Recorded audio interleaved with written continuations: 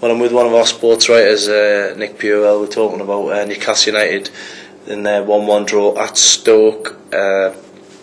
Decent result in the end, Nick. I think Newcastle probably would have liked all 3 points, but given the sort of aerial bombardment that Stoke threw in the way, I think you take a point, given that Sunderland lost as well. So there's only 2 points between them and getting out of this relegation mess that we're in. I mean, do you think Shearer would have been happy with a point?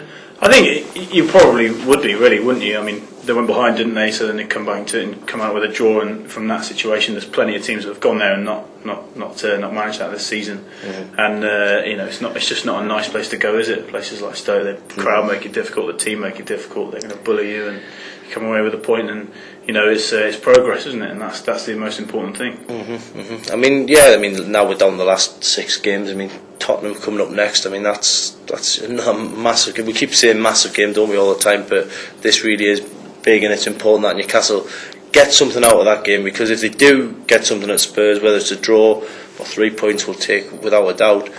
It sets them up nicely for the 3 remaining home games, which if they win, then they'll be safe, and it'll be a case of crisis, what crisis, if you like.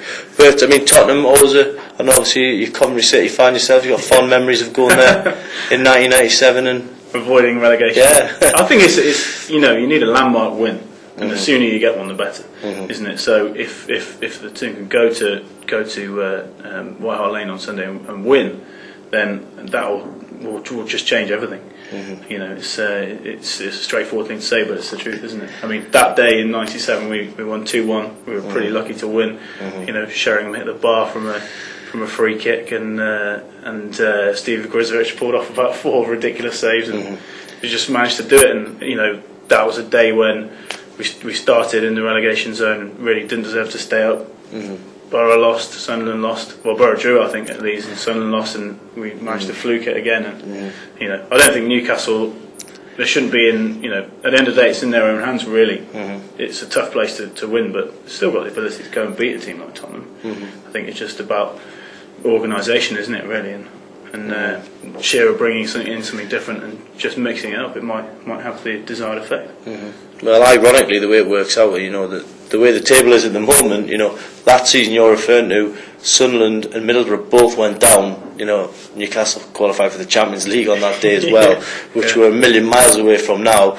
But for Newcastle fans, I mean, if they can just hey, get your own house in order first and foremost. But that's the way it could work out. So the scenes at the end of the season are either going to be absolutely dreadful on Tyneside, or they're going to be singing and dancing in the street. 1, because they've stayed up, and 2, because of the greatest rivals have gone down. I actually remember being in the Big Market, which is where we are at the moment, and the whole of the Big Market was singing One Gordon Strachan that day after he kept them up. But we'll not get too cocky, because we know Newcastle are messing at the minute. It's advantage Sunderland. I just think now, though, with Shearer on board, that he's bought something. He's bought respect. He's commanded that from the players. He's not going to take any flack. I mean, obviously there was a bit of a situation with Martins before the game at Stoke when he pulled out.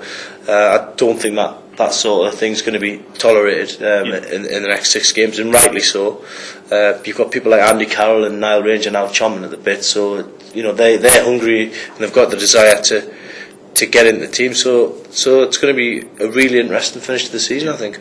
I mean, especially for a striker, you know that you can learn from somebody like Shearer, who's got every trick in the book and every skill in the book, pretty much. So there's no better person to learn from. But also, he's just not going to take any kind of nonsense. We know that from what we know of him and how he handles himself and people. He's a proud guy, but he's a fair man.